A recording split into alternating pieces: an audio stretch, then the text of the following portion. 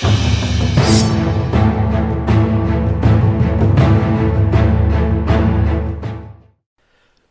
is up, everybody? Welcome to some Obzedat Ghost Council. We're going to play first. Let's get the command zone all set. Ooh, we got Melek action. Yeah, I can get behind that. As far as opening hand goes, yeah, we do have Orzhov Guildgate. We got the Flagstones, Eiley, Merciless Eviction. Yeah, we're going to keep on this one. It's not too bad. And a little Vampiric Tutor action. And then, hey, Obzedat, where'd you go, man? It's not Exile Zone just yet. There we go. Get him all popped up. And then I will break down our commanders in just a second. Let's see if our opponent wants to mulligan past 6. But while okay, he's about to resolve his scry, and we'll make the land drop, and then we'll kind of jump into what we got going on with Obzedat. So let's go and get this Orzhov Guildgate down. If we can click into our main phase.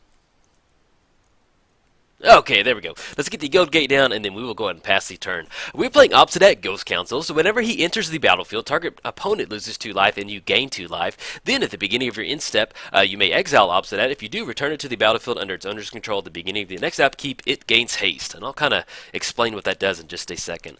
Let's go ahead and get the Flagstones down. Let's go ahead and go Eiley on this one. Tap for that white, and then we'll go and pass the turn. Playing against Melek, play with the top card. Our opponent plays with the top card of the library revealed. Then they may cast the top card of the library if it's an instant or sorcery, and then whenever you cast an instant or sorcery from your library, copy it, choose new targets for it. Okay.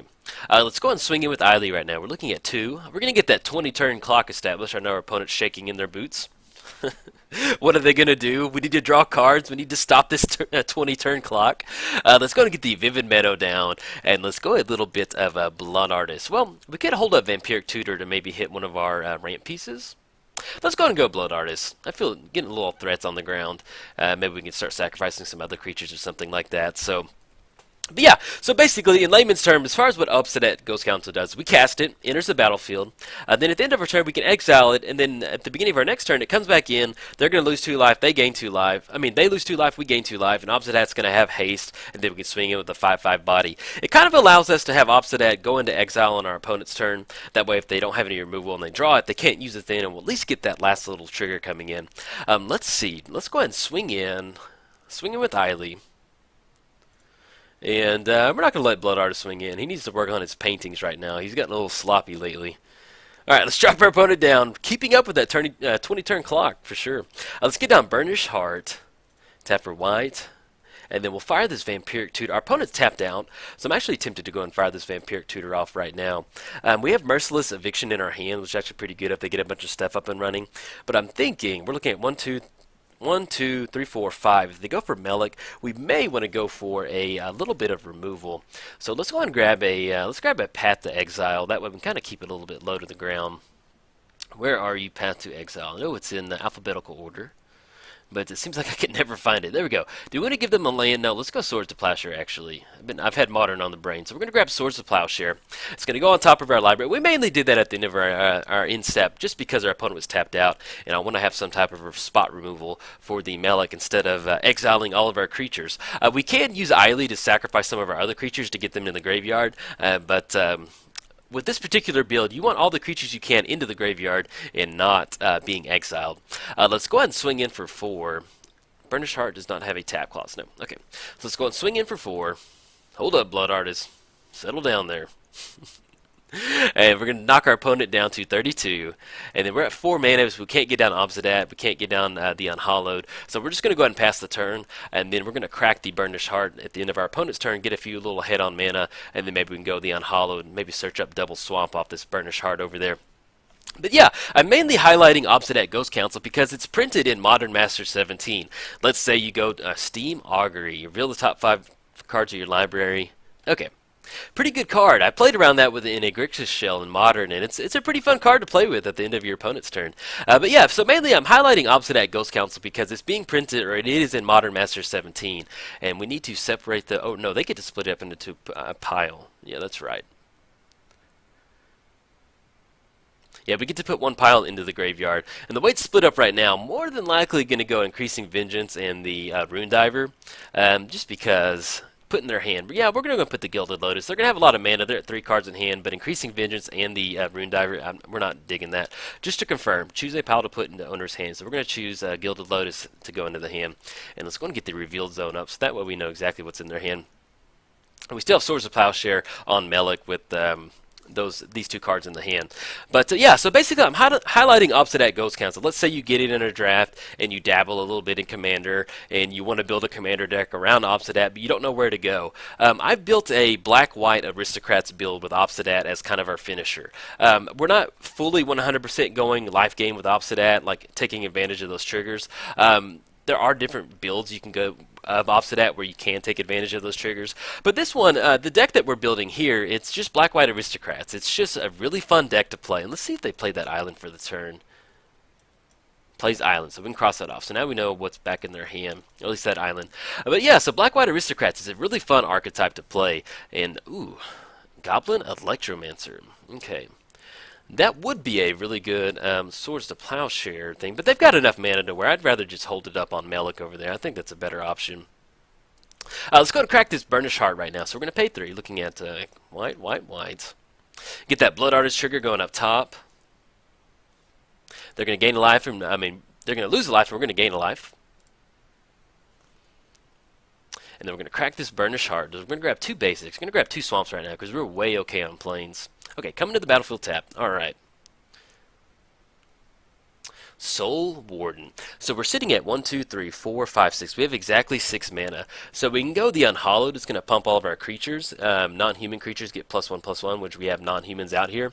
And then we can try and go and swing in. Or we can go get down Obzedat. We're not going to be able to get that trigger.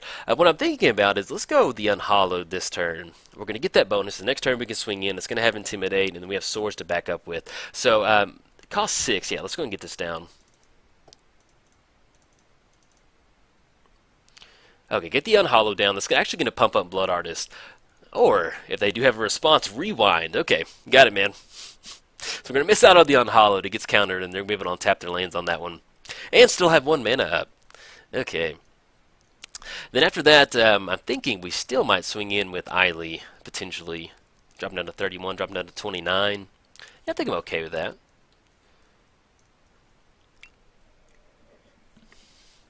Okay, so we're going to come in hot for 2. Going to drop our opponent down to 29. I doubt they're going to block with the Goblin Electromancer. And then we will go ahead and pass the turn. But yeah, as far as the black-white Aristocrats build of the deck, if you're not familiar with Aristocrats, you're looking to get a sack outlet down onto the battlefield, and then using something like Blood Artist to start sacrificing your creatures to make your opponent lose a bunch of life, then you gain a bunch of life, and then to take advantage of that, not obviously, but we're looking to get as many creature cards in the graveyard, and then we're looking to fire something off like a Living Death to where you can bring everything back out, and then rinse and repeat. Some of the value creatures we're running in here that do take advantage of the Aristocrat shell is we're running Scourge-Stag High Priest. Scourge-Stag High Priest is a 2-drop that has Morbid, so that Morbid means whenever a creature dies, it's online. So once you have Morbid active, you can tap Scourge-Stag High Priest and 2 other creatures and create a 5/5 Black Demon token with flying. So just kind of keeping with the theme of getting a bunch of stuff out there, sacrificing, and having a lot of fun, and making some creatures. So yeah, it's a really fun archetype to play. And actually, excuse me 1 second. Okay, so our opponent's firing off a Factor of Fiction right now, and let's double check. Range this into 2 piles. They cost 1 less with the Jace's Sanctum over there. Reiterate, copy target instant or sorcery spell. Let's go ahead and separate that one. I'm okay with Telling Time, Anticipate. Do we need to give the wand over here? I guess we can separate it like that. Whenever you cast an instant or sorcery spell, put a charge counter on. If you do, deals damage equal to the number of charge counter to target creature or player. Reiterate with buyback. They do have a lot of mana out there. I'm wondering if we should just split it up like this. Just because reiterate with buyback, we're looking at 1, 2, 3. Yeah, I think we're okay with that one. It's a little heavy towards the top pile, but I just don't want to really play around and reiterate. Let them kind of go off, especially with Jace's Sanctum out there and the Goblin Electromancer. It's going to be a little bit of an issue to kind of fight through that. But yeah, so we're running, covered Scourge-Stag High Priest. Anything else we kind of want to cover? Running Sin Collector. We're also running a few other cards like the Necromancer that whenever one of our human dies, we're going to get a 2/2 zombie. So basically we're just looking to get value out of the creatures that we're sacrificing. Alright, and this is also a deck that if you want to get into Commander with, it's easily upgradable. You can start by adding Demonic Tutor and a few other more value creatures like Kalitus is really good in the deck. You can get it in there, kind of stabilize, get those zombies up and running. A Baron Moore. Okay, so our opponent has 3 mana up right now. Let's see if we can't stick a Swords of Plowshare on Melek. Helps if we tap for white. Tap for white, Swords of Plowshare. See if you got a counterspell. They do have 5 cards in the hand. They do have Anticipate and what else? Anticipate and Telling Time. Okay, Telling Time is going to get fired off. So we can do a little scry action and see if they can't dig for a counterspell. Fire Mind's Foresight. Okay. It's going to get interesting here in a second. But yeah, at least we're going to go and go for swords on the Melek to kind of get it off the battlefield. Okay, so they did fire that Telling Time off. What do we want to get down now? We do have just enough to get down Obzedat Ghost Council. So let's go and get Obzedat up and running. So we're looking at double black, white, white, and then one more. Okay. Into the battlefield. He's going to lose 2 life. We're going to gain 2 life. Let's go ahead and swing in with Eiley, Eternal Pilgrim. Oops, there we go. And then next turn, not next turn, at the end of our turn, we're definitely going to exile Obzedat and then get that extra trigger coming in. We're hopefully looking to get into a wedge where we can kind of stunt the oncoming assault of spells coming our way. And we're going to exile Obzedat. Yes, we're going to exile it. Okay, and then we're going to go and pass the turn. Hopefully we don't die this turn. But yeah, so Black-White Aristocrats. Aristocrats is one of my favorite archetypes in Magic to play. It's Black-White Aristocrats is actually the first deck that I got into just Magic in general with. It was Immortal Servitude and Suture Priest, Blood Artist, Bloodthorn Vampire. It was like my standard jam for a really long time. And so, yeah, I really enjoyed it. It's... and I play a lot of Aristocrats to this day still, so it's definitely a really fun archetype to play. So this is where I'm kind of just making this deck to say, let's say you open up an Obzedat Ghost Council and you have some few black-white cards laying around, and maybe you can complete the deck for $10 or $15. You can definitely have a really fun time with it. So. And the deck, it's not like a combo deck or a one-trick pony. This is just straight black-white value on this one. So, you can upgrade different spots with better cards. You can definitely add more tutors in here. The price of this deck is around 50 tickets. I know that may be a little expensive for budget, but the way I approach Commander is I don't want to build something that's just completely lackluster, or it's just so budget to the point where it doesn't really function very well. And so we're coming in at 50 tickets, and I feel this is a nice little build. And obviously, if you want to look at the build, I have it linked on mtgotraders.com.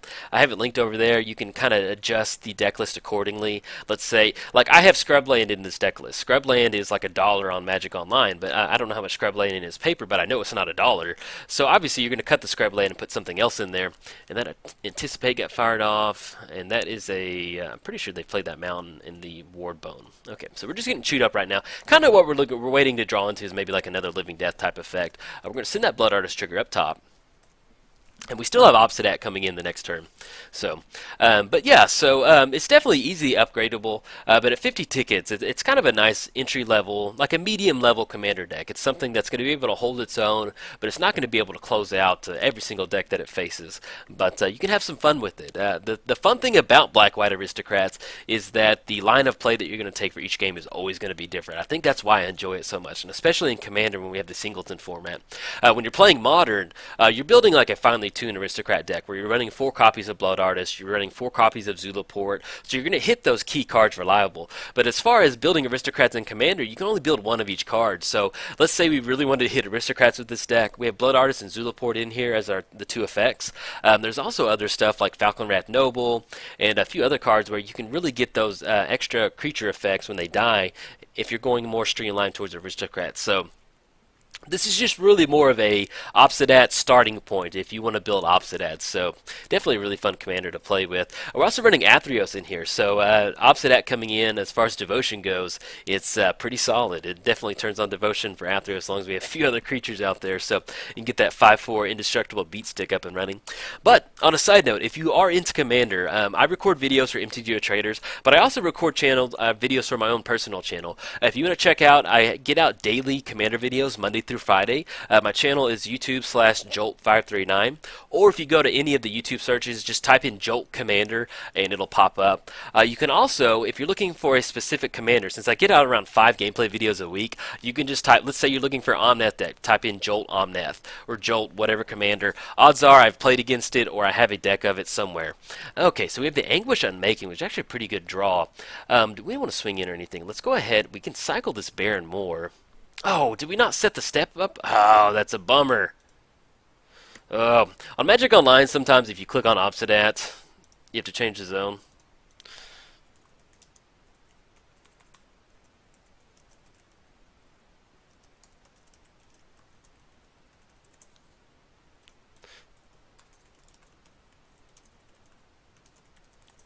Yeah, it wasn't clicked right. That's a bummer. I mean, that happens sometimes. Obzedat, we're looking at 5, 6, 7, 1, 2, 3, 4, 5, 6. So it's going to be 6 on that one.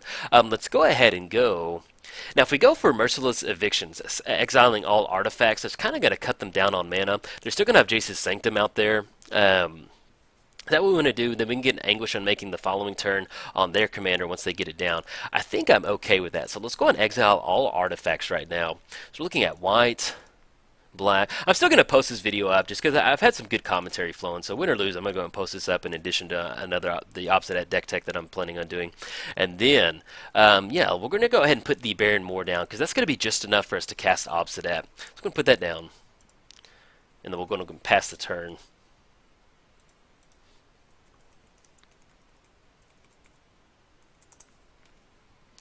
Yeah, so basically when you play Magic Online, you have to click on the commander, and when it changes zones, you have to set it to hit exile instead of going back to the command zone. So that's just unfortunate. We miss out on a trigger, but we can at least recast Obzedat and get it down. So we'll go for it next turn.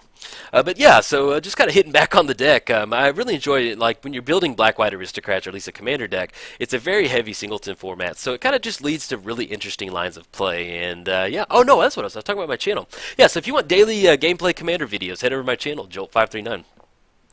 If you're looking for a deck like this, check out Church of Athreos. I have all my stuff sectioned off by playlist, and Church of Athreos is a little bit more of a flavored build of this deck, keeping the same style Black-White Aristocrats, and I do a church announcement for it, so it's always pretty fun seeing that. But yeah, I like to approach Commander in like we're just hanging out, just kind of just chatting. So you know, win or lose on this one. This is a nice little commentary video for me, so I'm gonna go and post this one up. So. But yeah, let's see. Our opponent's tapping for 7 mana right now. Hopefully, it's nothing too crazy. Now, if they do get into the extra, depending on what our opponent's build of this deck is, if they go into extra, ooh, okay, I thought it was Epic Experiment for a second. Invoke the Firemind, draw 6 cards. Okay, we can do that. We're looking to get down Obzedat next turn to get that little extra damage coming in. Let's see. Draw a swamp. Yeah, let's go and get the swamp down. That's going to be 1, 2, 3, 4, 5, 6, 7, 8. That'll be just enough for us to get on Obzedat and take advantage of the Soul Warden trigger. So let's go ahead and tap for white right now. Get down the Soul Warden. Let's go for Obzedat. And we're definitely going to change that zone before it comes in. I'll show you exactly what that is. And this is also, let's say you're new to Commander on Magic Online. Something like that's going to happen to you. And you're like, well, this is frustrating. Why did that happen? All right, so we're going to gain that life from Soul Warden. They're going to lose 2 life. We're going to gain 2 life. And then let's go and go to the. So we right now, you right click on Obzedat, go down to the bottom. It says Exile, not Command Zone. So when we exile, it's going to go to the Exile zone. Got it now, buddy. Okay, we're going to close our. Yeah. So that was a good opportunity for you if you're getting into Magic. I have numerous people. Yeah, we're going to exile it. Okay, went into the Exile zone instead of the Command Zone. Beautiful. Exactly where we want it. And we can get him up. Where are you, Obzedat? Come on, buddy. We can go ahead and put him in our hand. That way he's here with us watching the game. I always like to think of Obzedat. Whenever he exiles, he's just kind of going and taking a seat in the stands to watch the to watch the game. But yeah, so I just like to have fun whenever I'm playing Commander, and you know, when I play Modern, I get my competitive nature out. That's my spike video. But as far as Commander, I like to have fun and kind of get some good commentary flowing. So that's something you want to check out. Check it out. All right, so opponent's tapping for 5 mana. If they're going for the commander, we do have Anguish Unmaking to kind of get that down, and we're going to get another Soul Warden trigger and kind of exile the Melek over there. Curious Homunculus. Look at this guy. Voracious Reader. I love this card. I've got him in my Nin the Paint Artist deck. I don't know. I just love it. Like, it reminds me of a movie that he's frantically trying to research something. I don't know. Okay, so we have Anguish Unmaking on Melek next turn. Then we're going to be able to get down Obzedat with haste. We're going to get that Soul Warden trigger. Put him on the stack. Okay, so we're going to lose 2 life. We're going to gain 2 life. We're going to go to 37. We're going to gain another life on Soul Warden. Let's see what we rip off this one. Hopefully it's something good. Maybe a little card draw, Dark Tutelage or something. Read the Bones. Beautiful. Just like we drew it up. Let's go Anguish Unmaking on Melek right now. So we're looking at black, white, and then another black. And then we can read the bones the next turn, which will be a nice little setup. They may have a counterspell. They have 9 cards in hand, so more than likely they do. But, ooh, mana drain. Okay, that'll work. It was worth the shot. Okay, so we're going to get mana drain. Basically, mana drain. They're going to counter our spell and add that mana to their mana pool at the beginning of the next turn. Uh-oh, and there's Rite of Replication on top. Let's go ahead and fire this Read the Bones off. Looking at colorless. Demonic Tutor. Okay, we're going to put the Signet down on the bottom, and let's go and put Demonic Tutor on top. So we're going to draw the Demonic Tutor, make the land drop for the turn. Let's go ahead and fire this Demonic Tutor off. I'm not sure exactly what we want, because there's going to be a Rite of Replication getting fired off. I'm not sure what they would go after. You can go after something like Soul Warden or Goblin Electromancer, more than likely Goblin Electromancer to kind of just combo off. But let's go ahead and fire this Demonic Tutor off. That way if we need to cast something next turn, we can get it done. I'm not really sure what gets us out of this one. An argument could be made for, our opponent has no creature cards in the graveyard. We have a Burnished Heart and an Unhallowed and Eily. We could go for a Living Death to kind of reset everything. Obzedat's going to be exiled. We're going to lose it on Blood. Yeah, let's go ahead and go for Living Death, I think. We could go for a little bit of a board wipe, but if we're going to try and close it out in some form or fashion, then we can go for that. And in fact, let's go ahead and swing in with Obzedat and the Soul Warden. I think that does sound good. That way we can bring it back, because it's going to swap out either way. Yeah, we're going to swing in with Obzedat and Soul Warden. I'm sure our opponent's not going to bite on that Soul Warden block. I'm not going to lose Melek on a little one-pointed damage coming across. Okay, so let's make sure exile, not command zone. Yes, we're going to exile it. Adios, Obzedat. Okay. It's not over yet, but it's looking a little hairy because our opponent does have Rite of Replication. So, depending on what they Rite of Replicate, hopefully we can fire Living Death off. Living Death is one of those unique commander cards in that you can use it as a board wipe, and you can also use it as a way to kind of clear the board out and shift a bunch of creatures back out of here. Soul Warden, obviously, we're hoping that Melek was going to like punch Soul Warden with his little gooey hands, but Soul Warden's going to stick around. So, Soul Warden hit the graveyard along with Blood Art, so we're going to miss out on those. But at least we're going to have the Unhallowed back, Burnished Heart, Eily, and we'll have Obzedat coming in with those triggers. So, but our opponent might be going off right now, so we'll see what's going on. But yeah, I've never built Melek before. It seems like a really fun commander. Okay, we got Fire Mines for. All right, we're gonna hit the F6 button. Let's see this. Let's see this Izzet Mage get to work. I have a deck like this. It's in the Pain Artist, and it's a lot of fun. It's not really as fine tuned as a Storm deck. It's really more just. We're looking, basically the win condition is just seeing how much of an epic experiment, how big an epic experiment we can bust off and copy it with Reverberate and stuff like that, or get Howl the Horde up and running so it's going to get copied twice because we swung in with the creature or something. So it's a really, I feel like it's a true to the game Izzet Guildmage deck in that it's just very, just glass cannon. It's not super glass cannon, but it just kind of, it's fun to go off with. So basically, our opponent's firing off Fire Mines Foresight right now. So you're going to be able to search the library for an instant card with granting cost 3, 2, and 1. And then reveal it, so basically they're going to grab a card 3, 2, and 1. And usually something like that's going to be more than enough for them to get to kind of combo off. Alright, so we've got a Frantic Search, Brainstorm, and a Comet Storm. Comet Storm, multi-kicker, deals X damage to, each time it's kicked, to creature or player. They did lose the Rite of Replication on top, I think, or they drew it. I'm not sure. I think they drew that Rite of Replication. But yeah, we'll figure it out. But our opponent does have illusion. Looking at 5, 6, 7. They got 9 mana, and then the instant sorcery spells cost 2 less for the Jace's Sanctum and the Goblin Electromancer out there. Let's go and cross that Brainstorm off. And that Frantic Search is also going to allow them to kind of get in a free spell. If they're running Storm, oh, top card of their library. Let's see. Yeah. So I guess that was revealed off the Brainstorm. The propaganda? I think so.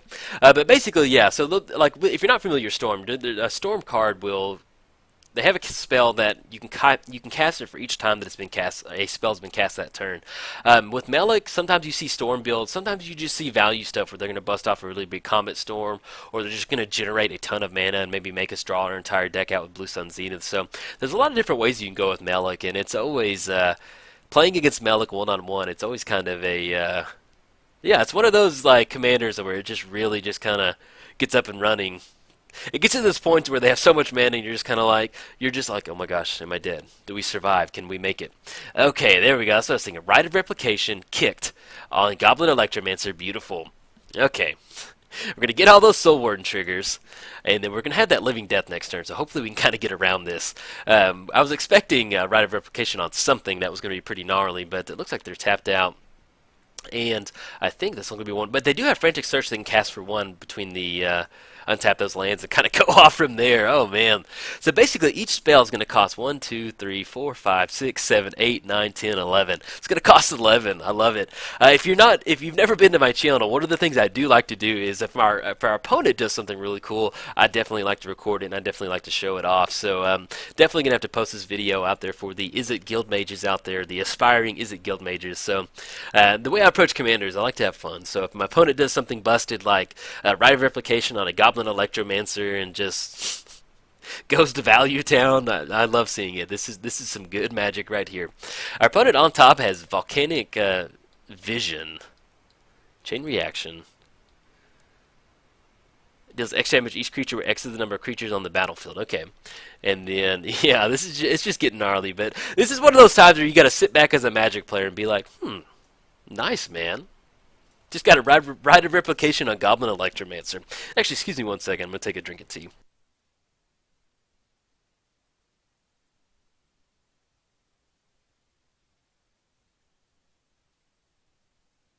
Yeah, my throat gets a little dry sometimes whenever I talk. I try and fill the downtime during my Commander videos with some nice commentary. So.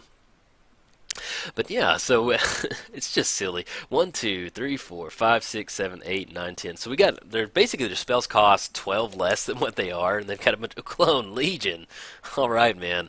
Now if they don't get out of this with some type of haste action, we're going to be gaining a bunch of life, and we can definitely fire off this Living Death. Hopefully, we can kind of get around it. Kind of depends on what they have in their hand. I'm thinking that they're going to be able to close it out.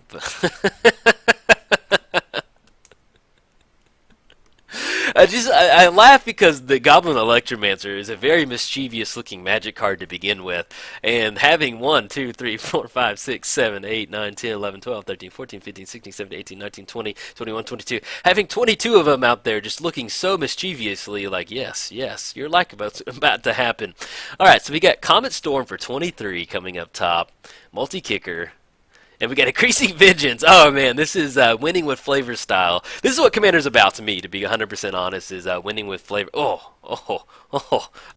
those Comet Storms are hitting us so hard. We tried to live the dream with Living Death, but we got a multi-kicker for 23 on Comet Storm. Hey, good game, buddy. Definitely enjoyed it. Yeah, I'm going to go ahead and post this one up just because I love posting really good Magic interactions online. So I know I'm sure there's some blue-red mages out there who want to see this. So, all right, guys, if you enjoyed it, like and subscribe. Thanks.